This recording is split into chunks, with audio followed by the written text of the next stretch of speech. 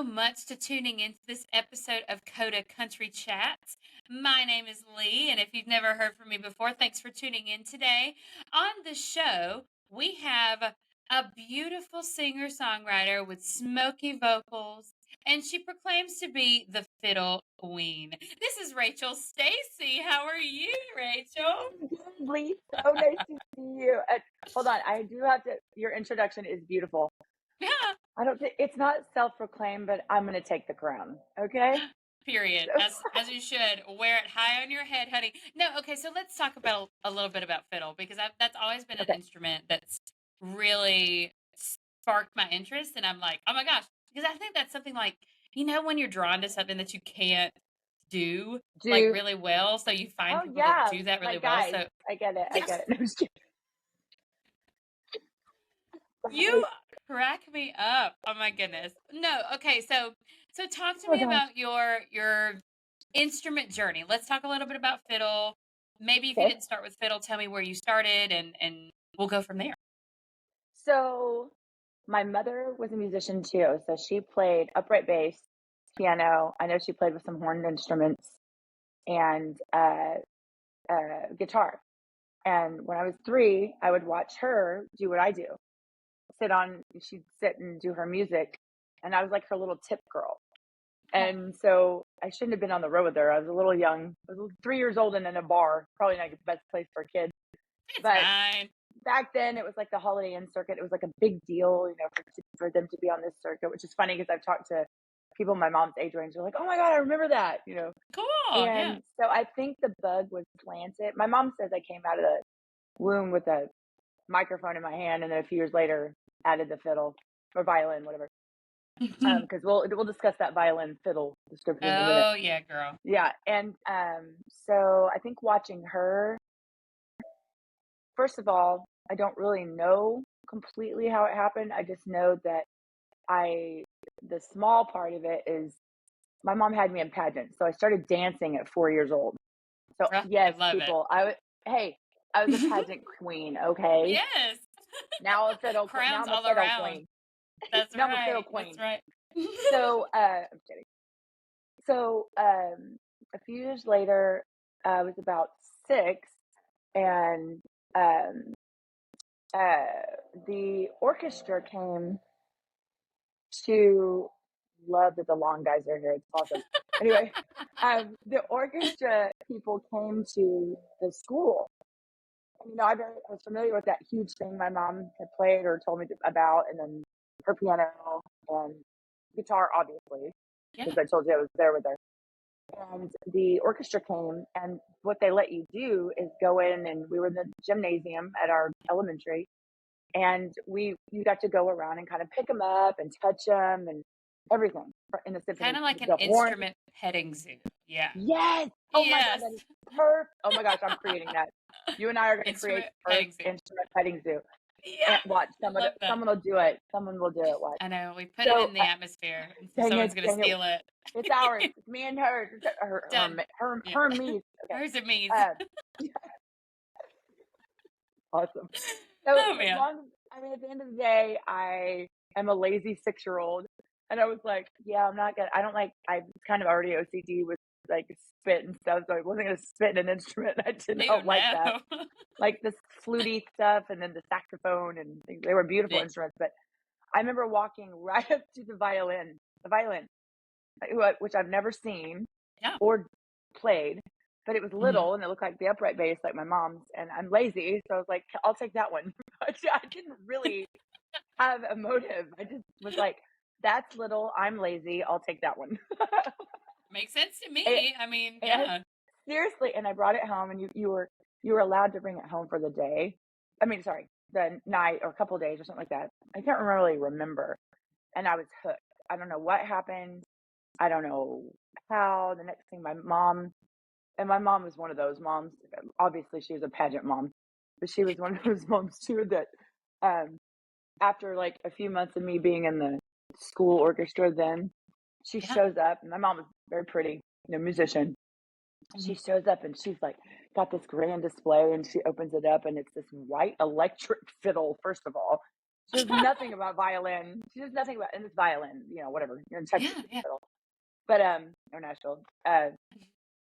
And it was this white, gorgeous violin, and I already had my other violin, and I was almost like a little embarrassed that she showed up and my violin looked different than everybody's. And I'll never forget Dincy rushing, my teacher, going, "Yeah, let's let her learn it first." Aww. And so my mom got me my first violin, which I still have. I still play it. So my violin when I was 6, and I'm only 20. So, so the journey started. I really cannot to this day explain what drew me to that instrument. So, because God, maybe. I mean, because whatever it is, then I got, fast forward later, and I was like I ended up first chair, second violins in the Oklahoma Symphony or Junior Symphony. I was always winning awards, but I also had a mother who would make me rehearse. I mean, they sent me down to the hall to rehearse. And, part of it, if you read my bio, I had a very tumultuous childhood. So the violin kind of saved me. So I could get to go back in my room away from my stepfather, who was not good, God rest his soul, and go do an escape.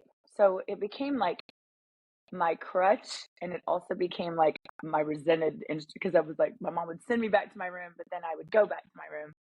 And then being a little singer, I was always writing little melodies. I started very young. I started poetry at probably between 6 and 7. It was weird. It was like, I was always meant to be some kind of songwriter, musician, and guitar came way later. This was my very first instrument, so a violin. So that would be and then I ended up going to school. The instrument saved me, but it's also like it taught me all these new melodies. And I was in band, I was in orchestras, all that stuff. And then I was too cool to play it. You know how you get a little older and you're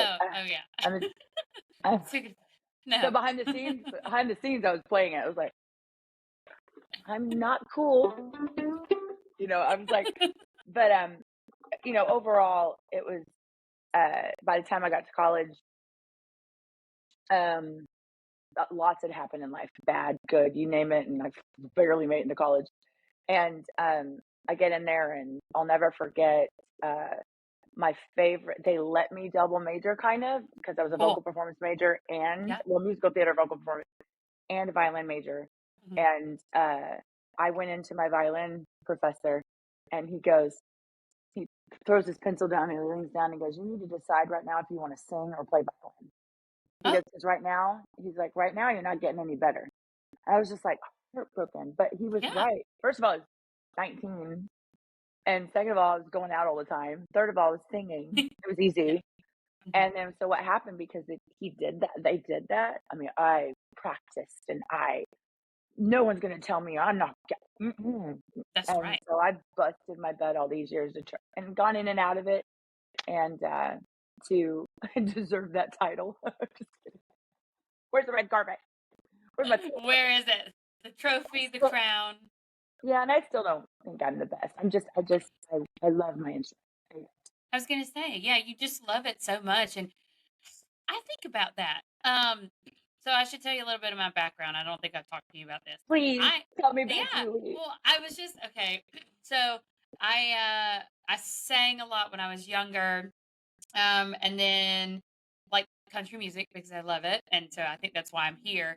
But I also am a musical theater chorus teacher, guitar teacher currently. Yeah, I know. So like hearing the story really really like I don't know. I think about hearing a teacher tell you that like you got to pick. But I get it. Like I understand where a teacher was coming from, I guess, because it's like, he wants you to excel at whatever you do. And it's like, if you pull double duty, it's like your focus is kind of, wavering at times, if you're musical, so if you understand, if you're musical theater, because I grew up in musical theater, I've danced and sang my whole life. Oh my God. And that's just part of my background. That was my scholarship, by the way.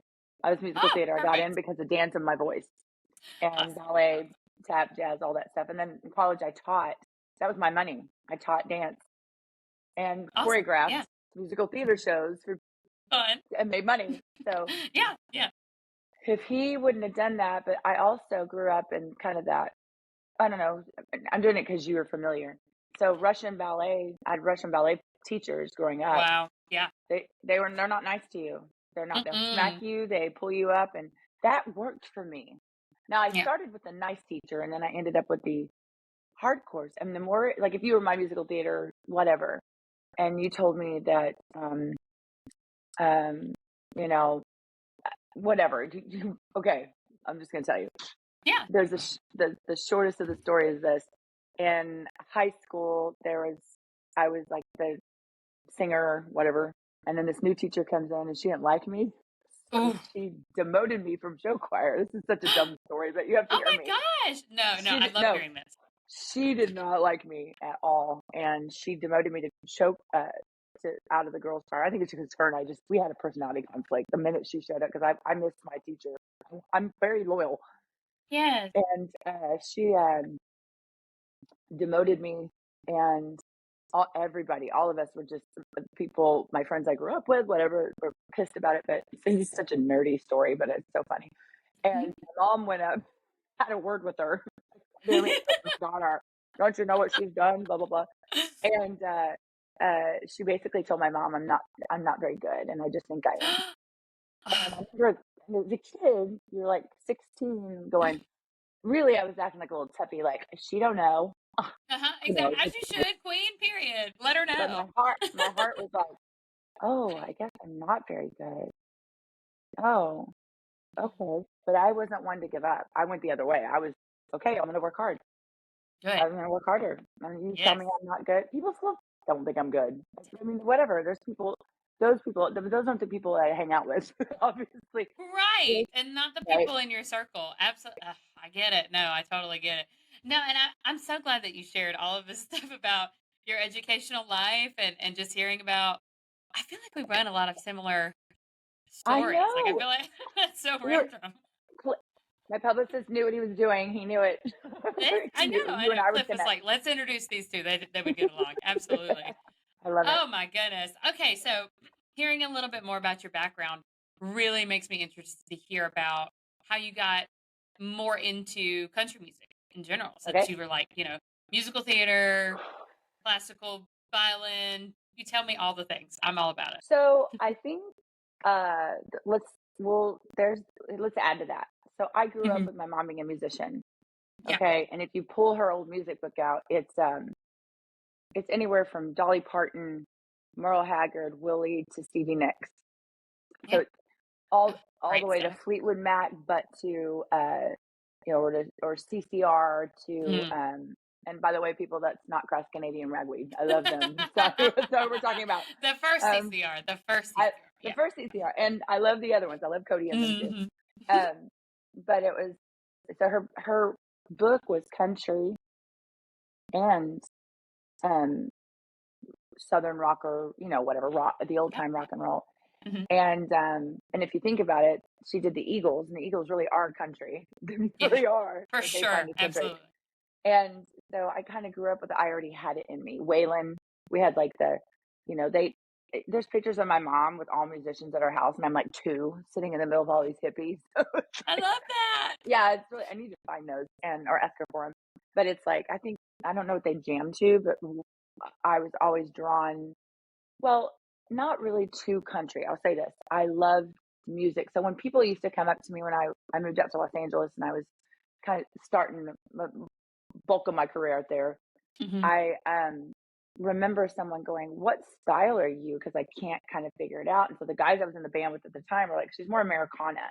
Well, back then that was like kind of Wilco, Hmm. like right when I got to LA many years Yep. ago, Hmm. and that's like oh 04 or 05, I think. And so I was almost trying to emulate what I thought I was supposed to be, but really in the end, people go, "What kind of style are you?" As a writer, I want to tell the story, and that if our bass line or our feel turns more country, if it turns rock, you look at Pink's record, one of her old records. The label said basically told her, if this doesn't go over, we have to drop you. And then look at her; she blew up with many styles. She So had a true. country version, a ska version, a rock version. Yeah. So, but my heart was always what I grew up with, and which was the roots of music that I watched my Blend. mom. The Yeah. blend, yeah. Yeah. Yeah. And I mean, I was obsessed with Loretta, obsessed with Dolly, and Dolly was kind of my songwriting hero as a kid. Oh, yeah. I loved her so much, and I didn't even know she was really a songwriter because I was too young. Right.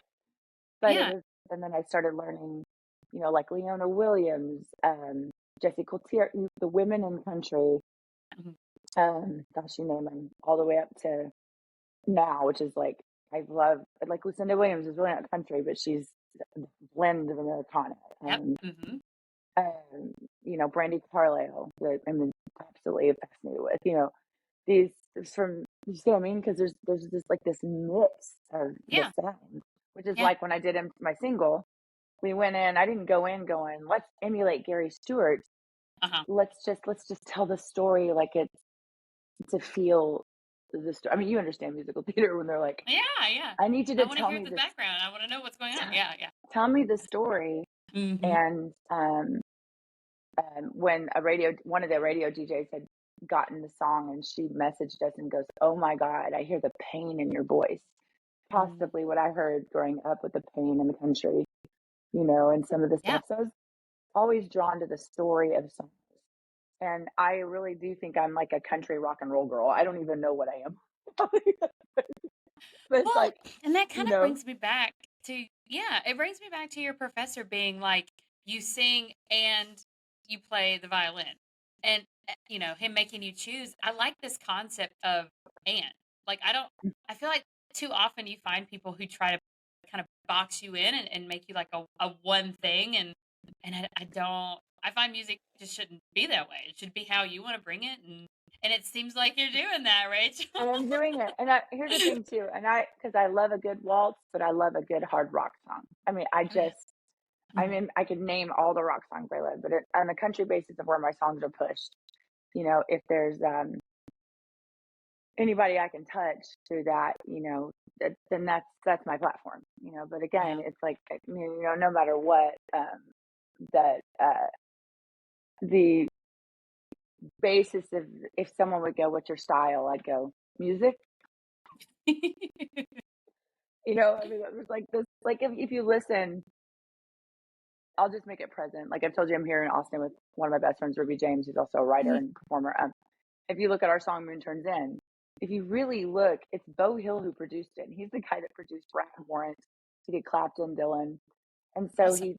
he did a waltz, and then her style is different on her record's different. We took Mhm. the styles and they're very different. So mine's like a rock and roll country song, and then you change the style, but it's in the words.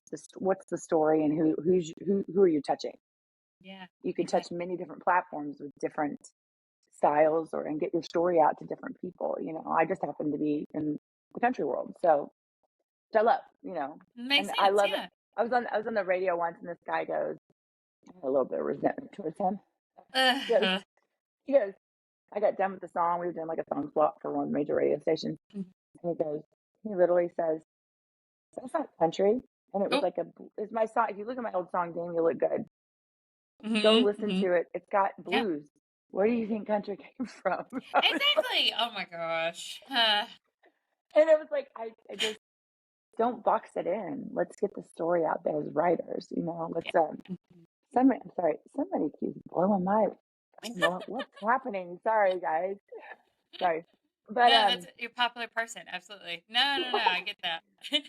I think So, for yeah, when go your ahead. just your basis is that it's that whole blocking me in kind of, Mhm. it's not, don't put me in a box, What and, but the greats are who I go off of. And then I'll say with this, I can sit and listen to the oldest country there is and just be so inspired. I feel them. I feel their pain, so it doesn't, but I can listen to an old, rock thing. What's happening here? An old rock, you know, whatever song, and it's the story. Absolutely. So talking a little bit about some of the songs in your catalog, do you have I don't want to say a favorite because I hate asking artists about like their favorite song because I know all of them have a piece of your heart in some way. Um, Tell me about like a recent song or project that you put out that you are the most proud of? Ooh, okay, all right. I spun that Woo, question. I spun woo, ooh, I like it. it, girl. You are so brilliant. Um, I'm gonna be. I know this sounds really crazy, but it's Empty Glass. Yeah, I've got yeah, many of my songs I love. I'm very proud of. I've done for years, or some of my newest stuff I love. Recently did that project with Ray Wylie, but right.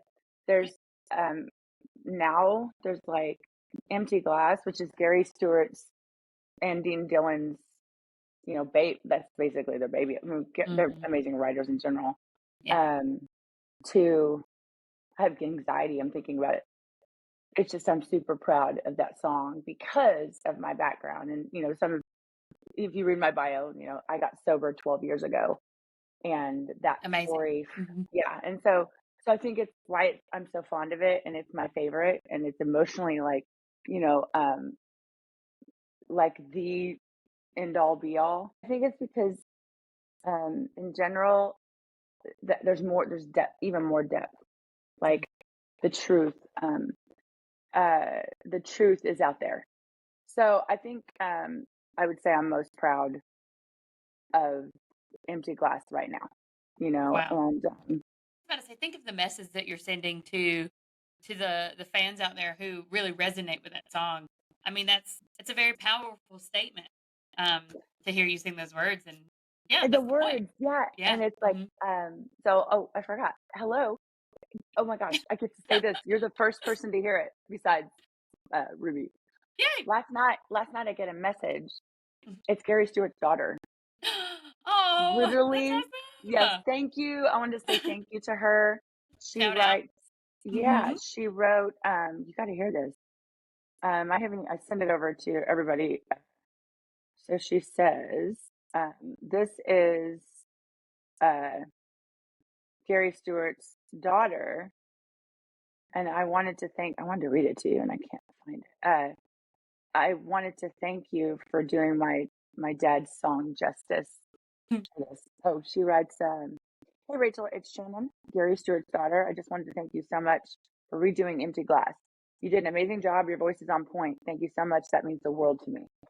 Wow. Uh, I mean, to me, was the uh, almost like confirmation we're on the right path. There you go. yes, exactly. I'm always one of those believers, like everything happens for a reason, and I believe that there's one of those reasons for you to put out the song is your sober journey. Um, but also maybe it was for Shannon a little bit to hear that song come to you know out of Yeah, and a new person's perspective and talking about hearing the pain yeah, and I come think from a new hold on. artist. Yeah, go ahead. Give me just a second. I'm so You're sorry. fine. This is so funny. There's something going on at my house back home. Sorry, Oh everybody. no. That uh you know. Okay. Oh my No, no. goodness. My No. not that anyone cares. My washer and dryer is broken, and the appliance people on their way over, and I'm in Austin, and no Oh, one's there. Okay. to receive it. Oh no. Surprise. Oh my Okay. Anyway, gosh. but I think just in general, I think one of the biggest things that's uh, been pivotal for me is that I'm just now really telling the story about my sobriety. I loved to drink. I loved it. I absolutely Mhm. loved it. But my life is better. It's so different and it's so better. So better. It's so better. And it's different. And then the people that have surrounded around this project, it's been interesting. The stories that come out. I was in Nashville a few weeks ago playing. The people that come out and start telling me stories, I'm like, wow. It's connection. It's bringing connection. And I didn't do it for a marketing purpose. This is truth. This is Right. reality. This is life. Yeah. Well, So and to hear you say that and to know, I don't know, I applaud you first of all for bringing that project forward and taking that song on and then just also being so open about it because I'm sure there's a lot of people out there who try to hide what they're going through and so that's amazing that you share your story so openly like that so yay thank someone asked, you. and you know what, Leigh? Someone asked me the other day. They basically said, "Doesn't it hurt your career to like tell people you don't drink? You don't." Well, I go, "Why? No, because it doesn't mean everybody shouldn't not drink. I don't." And if it Right. helps somebody, great. But as far as the story goes, if it helps somebody, then, then that's the purpose of our songs. That's the purpose of me. I mean, it's not my song. And then that funny, as a writer, I'm very proud of many things we've done. Yeah. As a typical musician, and I'm basically paying homage to Gary Stewart and Dean Dillon That's right. with my story. Wow. That's incredible. Oh, I love hearing that. Okay, I was just telling you before we hopped on the call, I'm going to segue into a new little topic here. Um, I got a kick out of like reading your website and your bio, and when I went to like the events or like shows that you have coming up, I saw the Coda Country like podcast slot that you had for today, and I was like, yes, I made it. So tell me and tell the listeners out there a little bit more about some upcoming events that you have within the coming few weeks or months. Well, I have honestly, I've got some things I don't have up on my calendar that we're Okay. not announcing yet. So Ooh. my plug is make sure to stay in touch with the calendar. Mm-hmm. Google Rachel Stacy. Things are being updated all the time. We have a small group of people pushing things. But I have a lot of songwriter things going on. I've just got some things I can't announce yet. So but as far as shows, between here and Nashville, we're constantly adding stuff right now, and I don't really have like my tours being talked about, like the things behind the scenes. Yeah. But it's I'm the worst. Isn't that sad? I have to pull up my calendar. No, you're fine. Asking Like, where am specifics. I? You're so busy. No, you're good. You're good. I'm Oh like, where my am I? goodness, that's so funny. Oh gosh, I've got some fun stuff, and then I've got some recording studio things, and then of course I've got Yay. some of my shows that are St. Patty's Day. I do if you're a biker or not a biker, if you're a city biker or a regular biker, you can come to the cottage. There's a big St. Patty's fest that I do. But as far as other things, that's just going to be announced. Yeah, sounds good. Terrible. No, I'm a that's terrible awesome. marketer. But it's like you're excited for the shows when they come up, and yeah, I know, I totally get it. It's you're a busy lady, busy. That's Well, great. radio tour, and then radio tour stuff is in the works, and so all that Yay. stuff changes everything. So yeah. Oh yeah, for sure. Oh my goodness. Do you think you've had like a favorite show or like a favorite venue that you like to play at, or one that you frequent more often than others? No, No. I like them all. I do. Small to big, I really do. And That's I think again, it's just I like to touch 5 people in a crowd or 50 to 100,000 people in a crowd. It's kind of all the same for me. I love what I do. I yay. absolutely love it. I'm not snobby about where I play. Now, Yeah. that's not always true. There's places I don't particularly like the setup or whatever. But as far as performing, I get to do music for a living. People, if you're complaining, I get to do music for a living. What a blessing. I Yes. don't have to do it. You know what I mean? Yes. So when Yes. I show up and I don't really like the venue or I leave, I think, you know what? But I'm grateful. I'm grateful. Hmm. And I don't think, now that's a lie. There's a few places. No, in general, I think either I'm Pollyanna about things or I'm like, it's a gig. And if it pays well, I definitely will show up. And you know what? As you should be, because I mean, it's like you just said. It's I don't know. You get to do it. It's such a blessing, and I don't know. You're bringing the blessing every time you step in the room. So that's another thing to think about too. Is like, wow, Thank you. I'm glad that I get to share what I have, and I'm sure other people are thinking, I'm so glad you brought this to us today. So Yeah, wow, exactly. that's awesome, and that's exactly how I feel being having like had this conversation with you. I feel like we are very simpatico. I don't know. I love I'm feeling it. it, girl. Thinking we're just gonna Well, have to hang out. I know. The next time I'm around, we'll have to whenever you're not in Austin. I feel like that.